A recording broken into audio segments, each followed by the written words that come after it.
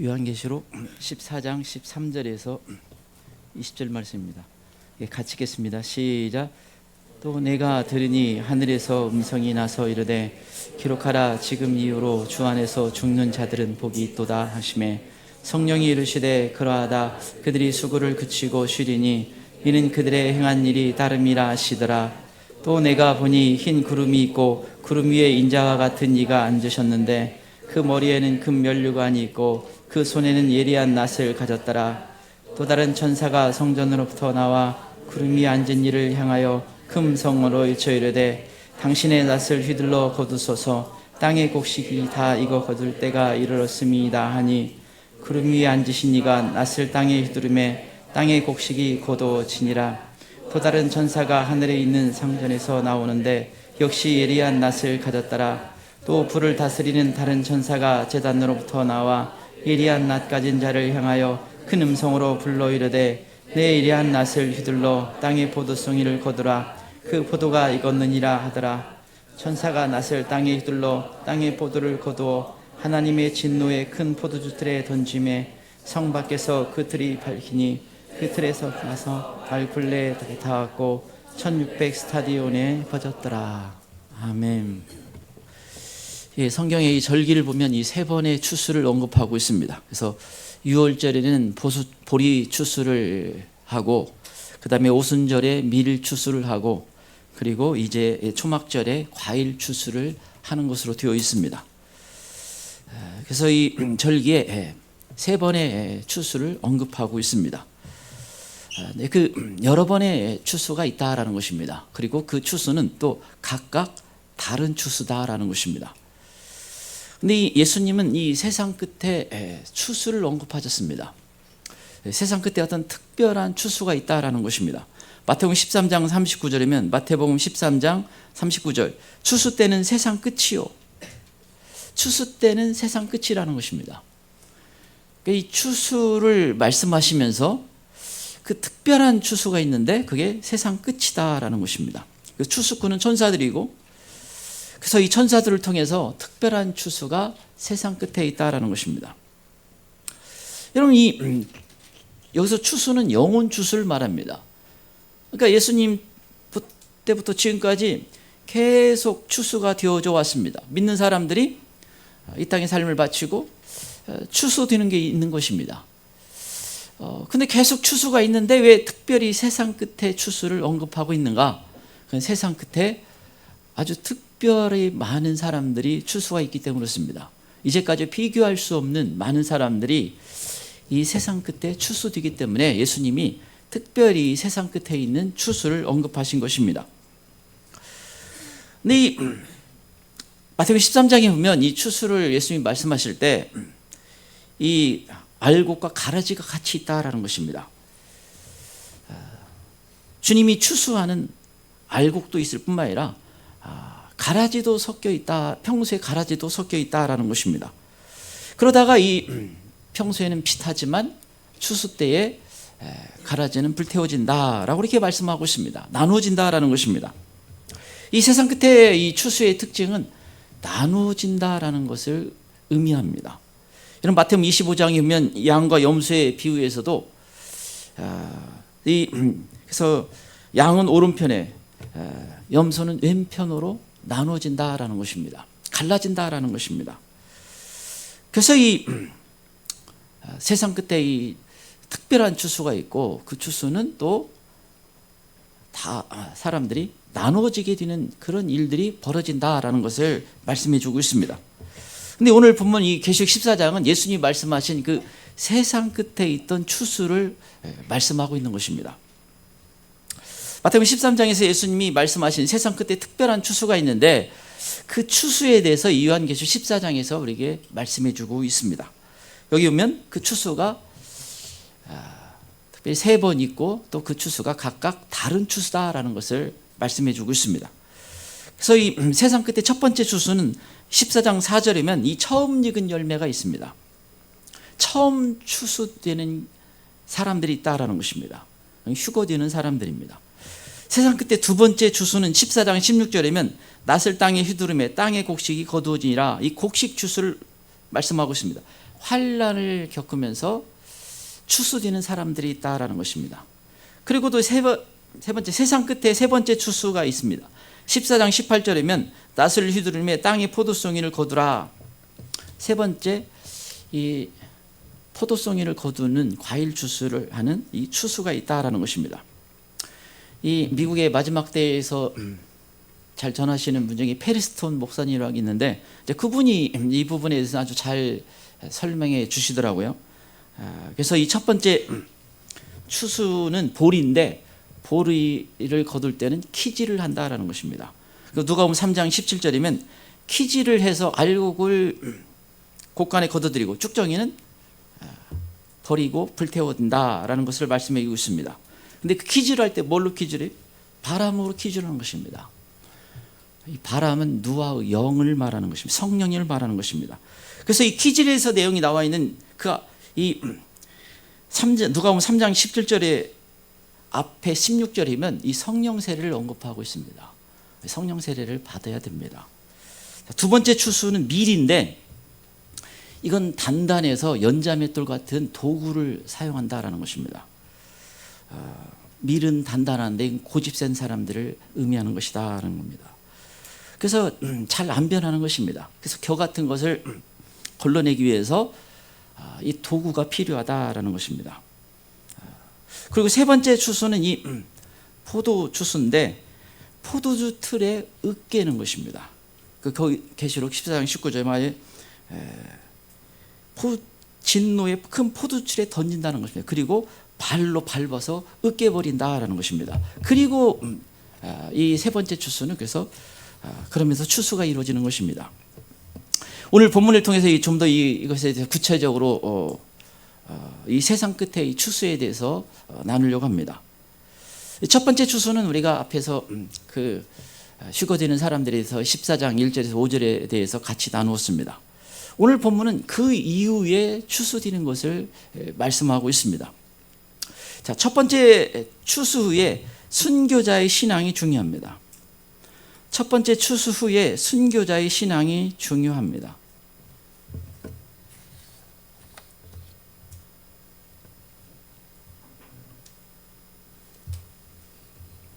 첫 번째 추수 후에 순교자의 신앙이 중요합니다. 13절 보겠습니다. 13절을 같이 읽겠습니다. 시작. 또 내가 들으니 하늘에서 음성이 나서 이르되 기록하라. 지금 이후로 주 안에서 죽는 자들은 복이 있도다 하시매 성령이 이르시되 그러하다. 그들이 수고를 그치고 쉬리니 이는 그들의 행한 일이 따름이라 하시더라. 지금 이후로 주 안에서 죽는 자들은 복이 있다라는 것입니다. 주 안에서 죽는 자들은 복이 있다. 변질이 안 되고 예수님을 부인하지 않고 죽는 사람들이 복이 있다라는 것입니다. 이건 세상 사람들이 말하는 복과 완전히 다른 것입니다. 세상 사람들은 부자 되고 건강하고 오래 살고 이런 것들을 복이라고 하는데, 여기서는 일찍 죽는 것과 상관없이 변질되지 않고 주 안에서 죽는 자들이 복이 있다라는 것입니다. 대환란 때는 결코 오래 살거나 이런 게 복이 아닙니다.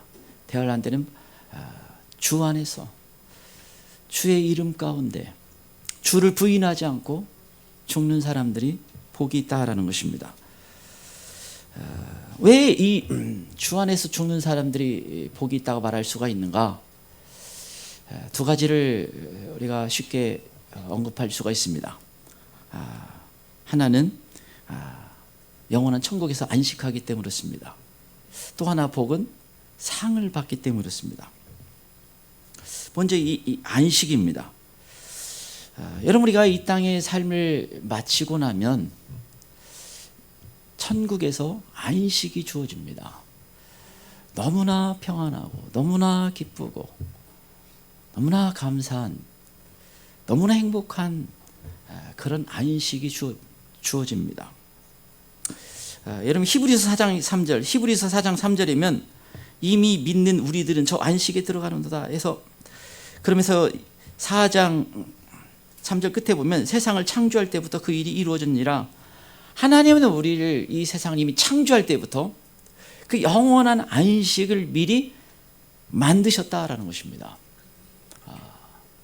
우리가 이 땅의 삶을 마치고 나서 우리에게 영원한 안식을 주시려고 하나님이 이미 예배해 주셨다라는 것입니다. 이 땅에서 모든 슬픔, 아픔, 고통 이런 것을 싹 사라지고 더 이상 기억은 나지만 그것이 정말 생각도 나지 않을 만큼 너무나 행복한 시간을 천국에서 보내게 됩니다. 하나님은 그것을 우리에게 이 땅의 삶을 마친 다음에 주시려고 하나님이 예비하셨다, 만들어 놓으셨다라는 것입니다. 또 주 안에서 왜 죽는 자들이 복이 있다고 말할 수 있는가? 상을 받기 때문입니다. 여러분, 대환란 때 부인하지 않고 순교하든지 또 제가 믿기로는 또 휴가에 일어나든지, 여러분 부인하지 않고 죽게 되면 상이 있습니다. 그 고난에 대한 상이 있어요. 그래서 주 안에서 죽는 것이 복이 있다 말할 수가 있습니다. 이 상이 너무 크고 너무 중요하기 때문에 그렇습니다. 예수님께서 마태복음 5장 11절 12절이면 이 팔복에 이걸 집어넣었어요. 그래서 너희를 욕하고 핍박하고 주의 이름 때문에 너희가 핍박을 받고 욕을 먹고 어려움을 당하면 오히려 즐거워하고 기뻐하라라는 것입니다. 왜? 하늘에서 상이 크기 때문에. 상 부족한 사람들은 욕 좀 먹어야 돼요. 그래서 나가가지고 때리는 어떤 면에서는 누가 전도하다가 욕하면 아싸 해야 돼요. 상 받는다. 그만큼 사실은 중요한 건데 그걸 몰라서 그렇죠. 근데 지금 이 13절이면 지금 이후로 주 안에서 죽는 자는 복이 있다. 시점을 얘기하고 시간을 얘기하고 있어요. 지금 이후로 뭐예요?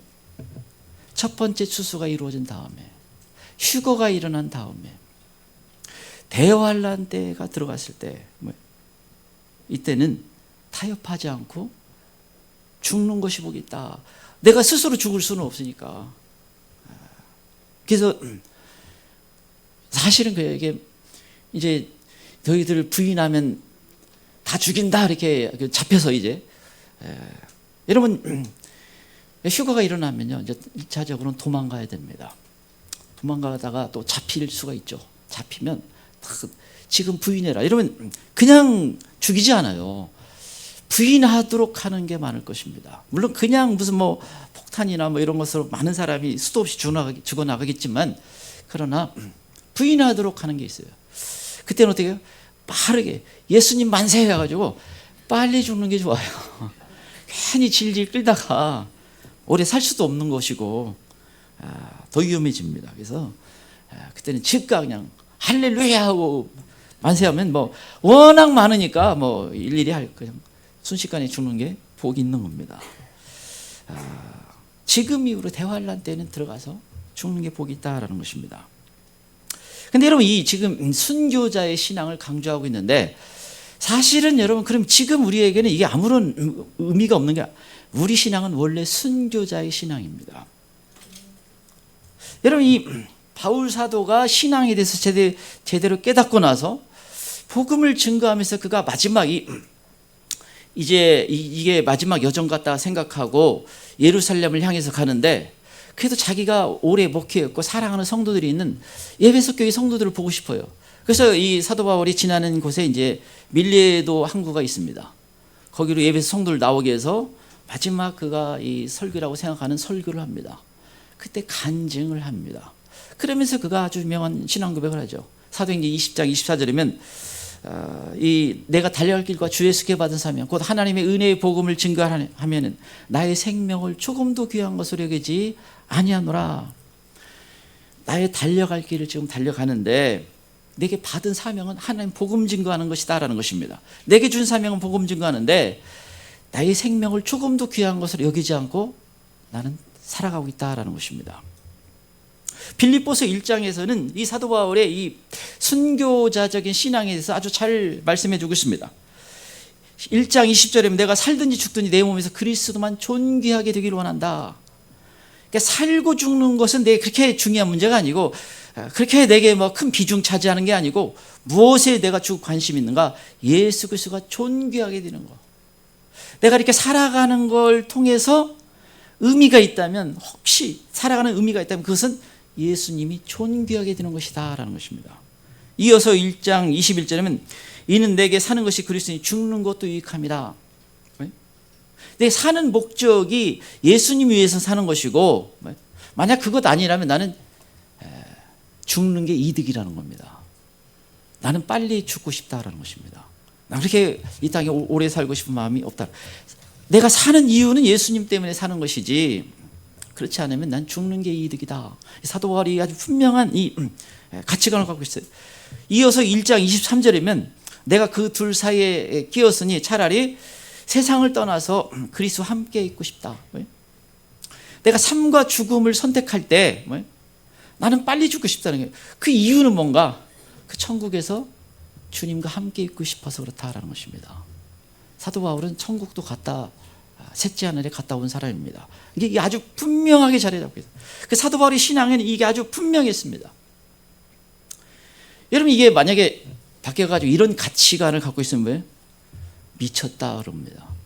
그래서 사도행전 26장이면 사도 바울이 이제 너의 이제 심판을 하겠다. 네가 이제 감옥에 사도 바울이 죄수의 몸으로 있기 때문에 재판석에 있는데, 사도 바울이 자기가 아무런 죄가 없다고 이렇게 자기 죄가 없는 걸 증명하기보다 무슨 얘기를 합니까? 복음을 거친 거예요. 간증을 하면서.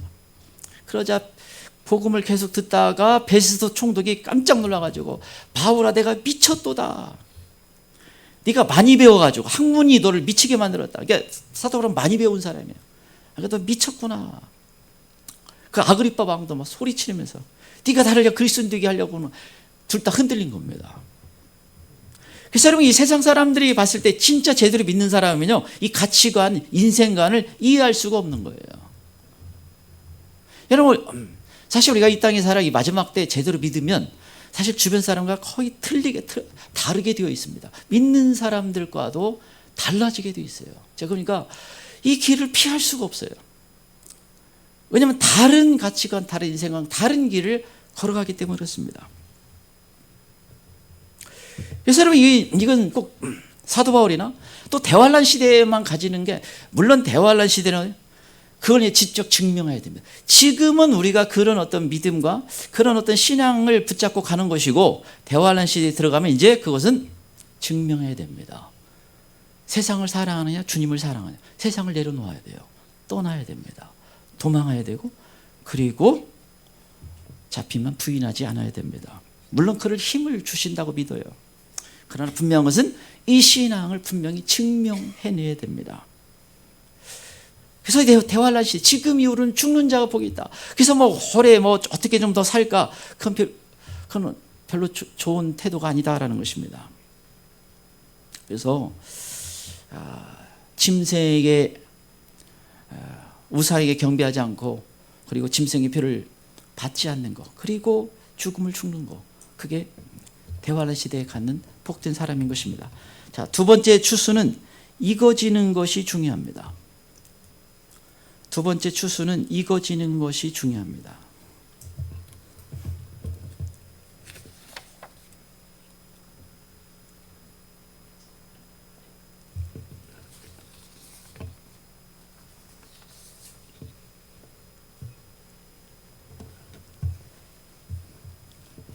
두 번째 추수는 익어지는 것이 중요합니다. 14절 16절 오겠습니다. 14절에서 16절입니다.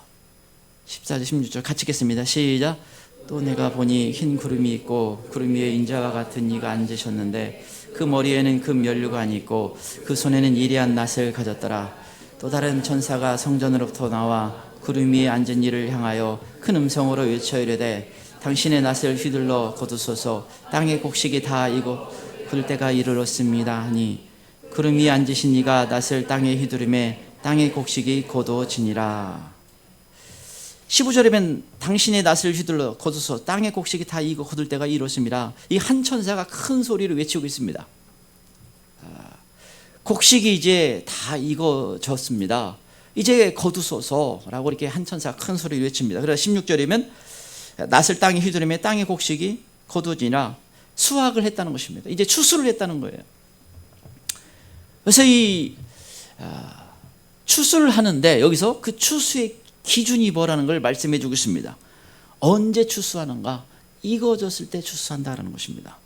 여러분, 이 앞에서 지금 3번의 추수가 있어요. 왜 이 3번의 추수가 있는데 왜 한 번이 아니고 그렇게 여러 번 나눠져 있는가? 익어지는 거에 따라서 추수가 달라진다라는 것입니다. 그리고 그 추수의 대상은 또 다 다르다는 거예요. 그래서 동일한 말씀을 말씀해 주고 있는 것입니다. 그래서 여러분, 제가 믿기로는 대환란 전에, 이 대환란 속에 다 들어가기 전에, 물론 환란이 있을 수 있지만 그 대환란 속에 있기 전에 첫 번째 추수가 있다라고 제가 믿고 있습니다. 이게 첫 번째 휴거자들을 의미하는 것입니다. 그리고 이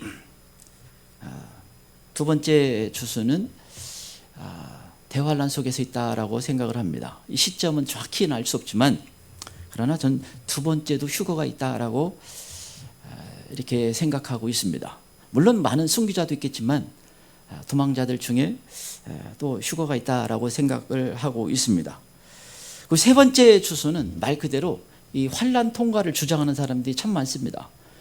소위 말하는 환란 통과하는 사람들입니다. 아주 소수이겠지만 그때 또 아주 소수의 사람들이 추수가 되는 것입니다. 근데 여러분, 첫 번째 추수가 얼마나 복된 것입니까? 얼마나 참 유익이 큽니까? 그 영광의 자리에 갈 뿐만 아니라 대환란 속에 있지도 않아도 되고 주님께 인정받는 것이고 주님이 신부로 인정하는 것이고 얼마나 참 많은 복들이 있는지 모릅니다. 그런데 이게 내가 깨달았음에도 불구하고, 우리가 알았음에도 불구하고 우리 주변 사람들이 이 추수에 동참하지 않을 수가 있어요. 아니, 어떤 면에서는 다수가 그렇지 않는 걸 보게 됩니다. 교회에 나와도 그렇지 않은 것을 우리가 보게 됩니다. 그래서 우리가 너무 이렇게 지금 익어져 가지 않은 걸 보고 너무 좌절하지 않길 바랍니다. 좀 더디 익어지는구나 이렇게 생각하시면 됩니다. 그리고 대환란에서라도 주님이 책임지고 있게 만들 것이다, 이 믿음을 가지고 기도해 주시면 됩니다.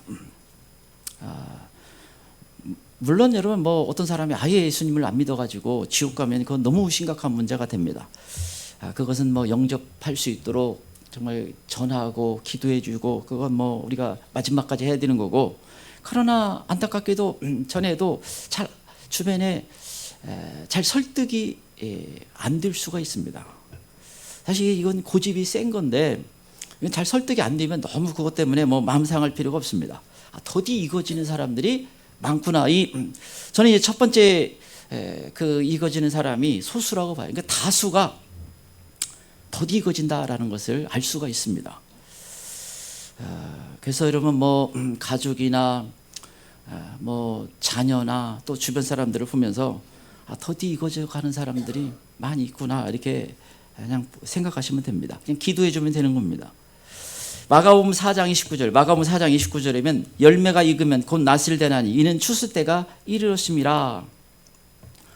열매가 익으면 추수를 한다. 익어지는 것에 따라 추수를 한다라는 것입니다. 그래서 여러분, 이 농부이신 하나님께서 바라는 것이 무엇입니까? 열매가 익어지는 것입니다. 주님이 익어지기를 기다리고 있는 거예요. 여러분, 마치 농부가 이제 그 농사를 지으면서 이제 가을에 이제 열매가 익어지는 것을 너무나 기대하듯이, 마치 농부이신 하나님께서 익어지기를 기대하고 있다는 거. 어떤 것은 우리 주변 사람들이 익어지는 것을 기대하는 것보다 주님은 훨씬 더 익어지기를 원하시고 있는 것입니다. 그래서 사실 이렇게 주님의 마음이, 안타까운 마음이 사실 있는 것입니다. 그런데 안타깝게도 지금 익어지기보다 다수는 대환란 때에 익어지는 것입니다. 여러분, 어떤 면에서는 왜 그렇게 설득이 안 될까? 왜 그렇게 이해를 못할까? 안 익어지면 이게 안 됩니다. 이게 그냥 있는 게 아니에요.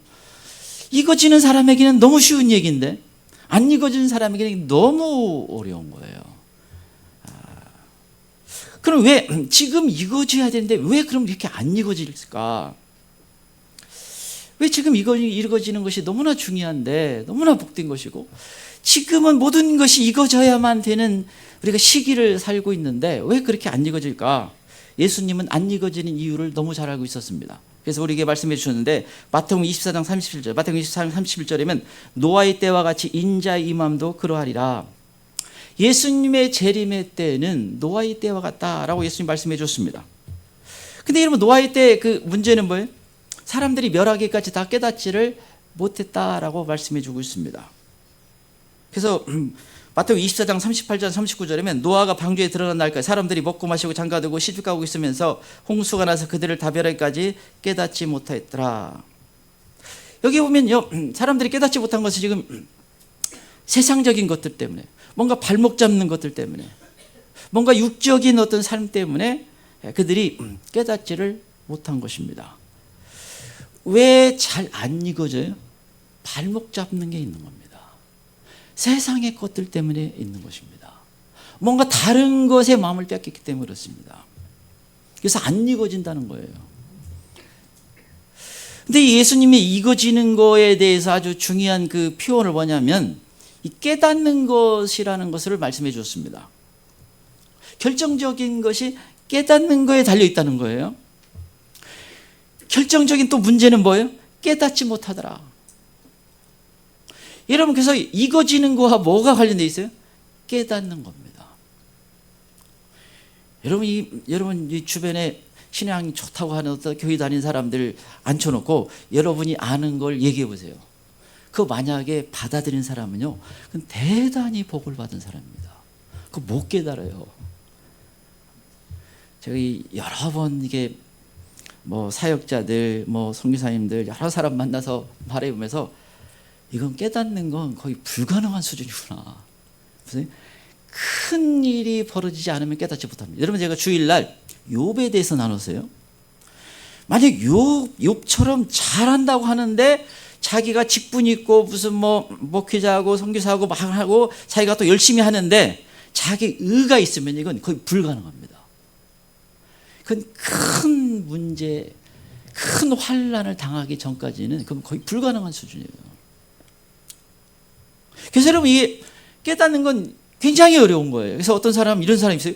우리 교회 초기 와가지고 눈물 흘리면서 금방 깨닫는 사람, 이건요 창세전에 복 받은 사람이에요. 뭔가 그냥 복을 그냥 왕창 받은 사람이 가능한 거지 거의 불가능합니다. 여러분, 이게 약간 깨닫다가 다시 또 옛날로 돌아가요. 이게 쉽지 않습니다. 어려워요. 그래서 이런 마지막 때에 말씀하는 다니엘 12장 10절, 다니엘 12장 10절이면 악한 자는 아무것도 깨닫지 못하되 오직 지혜 있는 자는 깨달으리라. 두 종류의 사람으로 마지막 나눠진다는 거예요. 깨닫는 사람과 깨닫지 못하는 사람. 그래서 지혜가 있다면 깨닫게 될 것이다 라는 겁니다. 그리고 깨달으면 뭐예요? 자기를 정결하게 하고 희게 하고 흰 옷을 빨고 준비를 한다는 겁니다. 때를 깨닫고 흰 옷을 빨고 희게 하고 정결하게 하려고 하고 이게 씨름을 하고 이 세상이 너무 악하고 너무 더럽기 때문에 그 일을 하려고 한다는 거예요. 깨닫게 되면 그렇습니다. 그래서 여러분, 익어가는 것이 굉장히 중요한데, 그래서 여러분, 그래서 깨닫게 해달라고 해야 돼요. 제 눈을 열어서 보게 도와주시고, 주님이 말씀한 거 듣게 도와주셔서 제가 깨닫게 도와주세요. 그래서 신부로서 준비될 수 있도록 도와주세요. 그렇게 기도해야 됩니다. 익어져야 돼요. 여러분, 익어지면요, 사실 그 사람 대하는 게 사실은 어렵지 않습니다. 어떤 사람은요, 안 익어질수록 쉽지 않아요. 특별히 영적인 이야기는 더더욱 어렵습니다.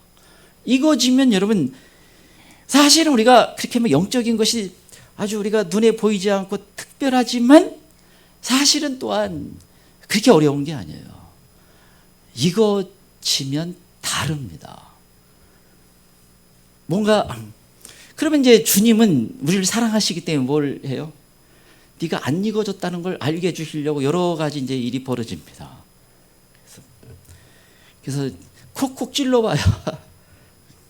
그래서 분노하고 밉고 막 안 익은 걸 주님이 잘 드러내 보여줍니다.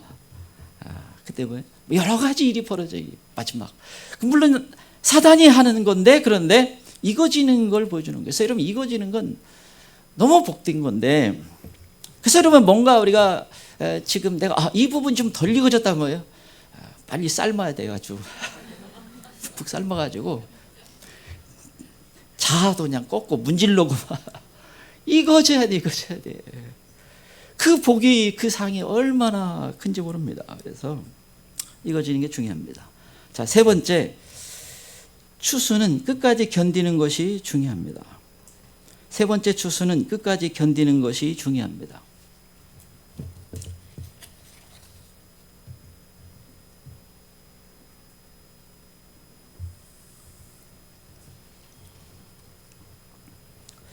세 번째 추수는 끝까지 견디는 것이 중요합니다.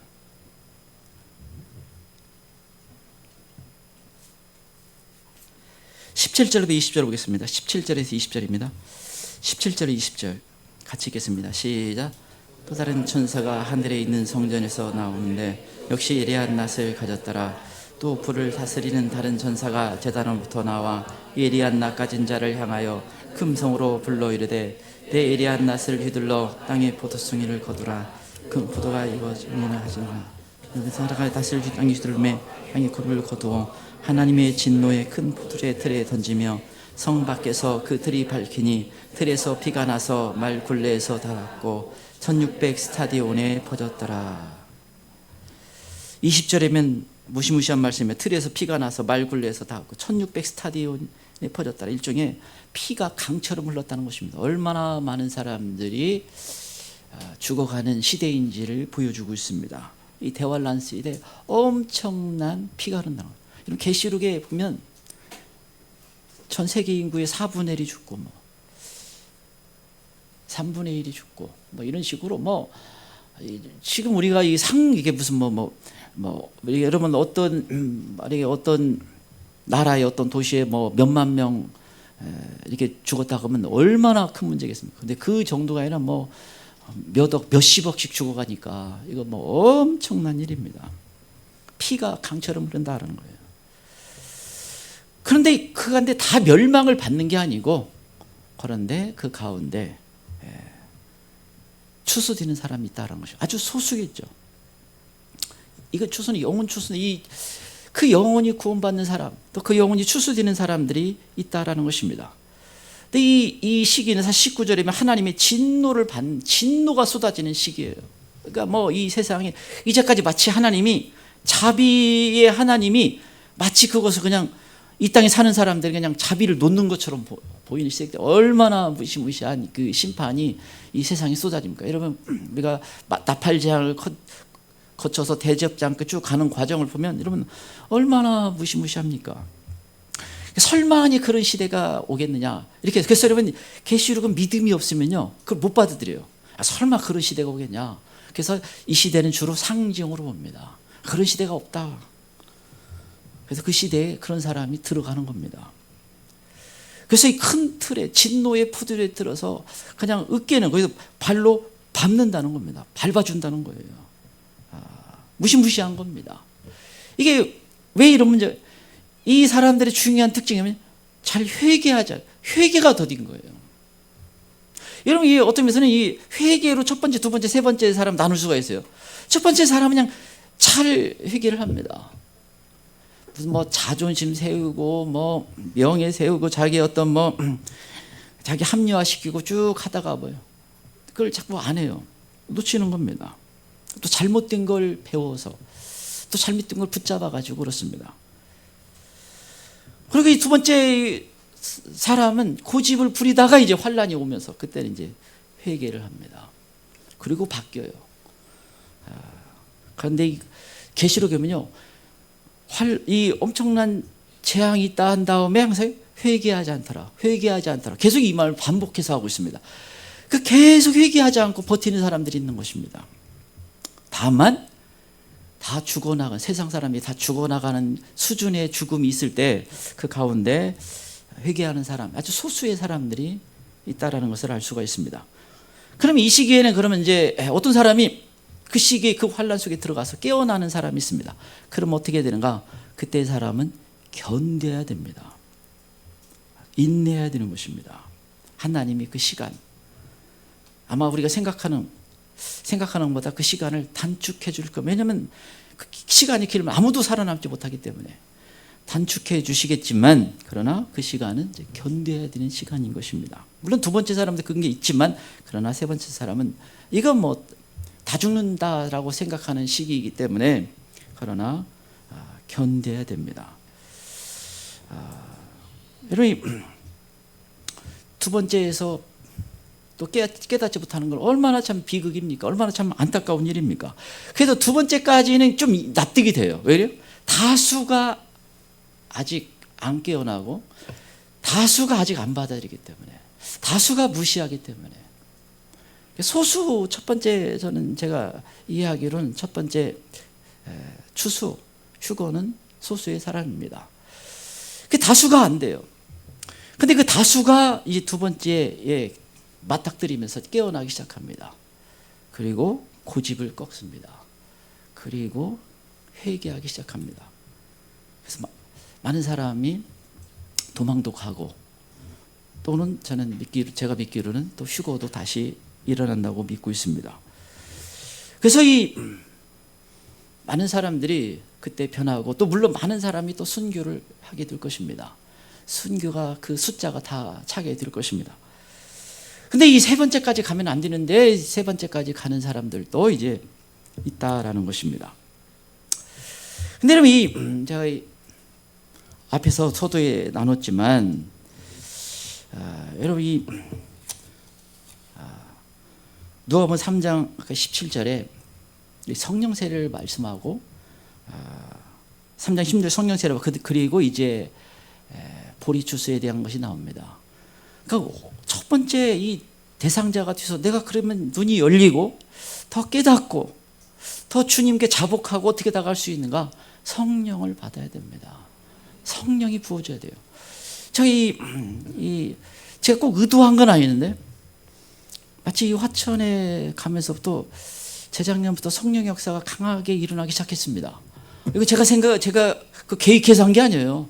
제가 뭐 이런 집회를 해야겠다 그런 게 아니라, 그런 역사가 일어나고 성령님이 이렇게 놀랍도록 각 사람을 만지지라고 이제 오히려 이제 깨닫고, 제가 옆에서 섬기다가 놀라는 일들이 있습니다. 성령 역사가 있어요.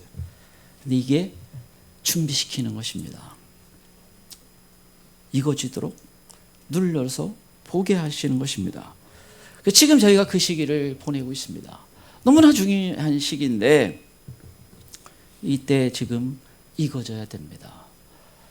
그래서 나의 어떤 그 연약한 모습도 보고, 또 주님이 나를 다루실 때 내가 그것을 회개하고 바꿀 수도 있고, 주님이 무엇을 기뻐하시는지.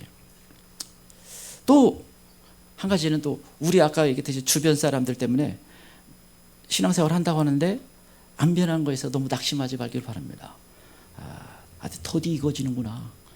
주님, 그렇지만 제가 기도하기 때문에 주님의 시간에 분명 익어질 것을 믿습니다 하고 그냥 기도해야죠. 안타까운 일이지만 어떤 면에서는 한 가정이 전체 다 익어지는 건요, 거의 불가능한 수준이지 않나, 이런 생각이 제가 할 때가 참 많습니다. 이 시기를 보내면서 한 가정이 다 익어지는 건 뭐 어려울 수 있어요. 한두 명씩 익어질 수 있는데 가급적 많이 익어지도록. 그래서 우리가 또 이 과제가 있어요. 그래서 주님, 어찌하든지 저를 익혀주세요. 삶아주세요. 그래서 그러면 다 감사할 수가 있어야 됩니다. 우리가 또 그 시간을 또 보내는 이 시기가 되기를 바랍니다. 예수님 세 번 부르고 같이 기도하기를 합니다. 주님, 우리가 정말 지금 이 시기에 아직 그 대환란 속에 들어가지 않는 이 시기에 우리가 좀 첫 번째 추수가 될 수 있도록 은혜 베풀어 주시옵소서. 주님, 거기에 합당한 사람이 될 수 있도록 도와주시옵소서. 우리에게 안수해 주시고 성령의 기름을 부어 주시옵소서. 기름이 준비되게 도와주시옵소서. 이 시간 같이 예수님 제목으로 같이 기도하겠습니다.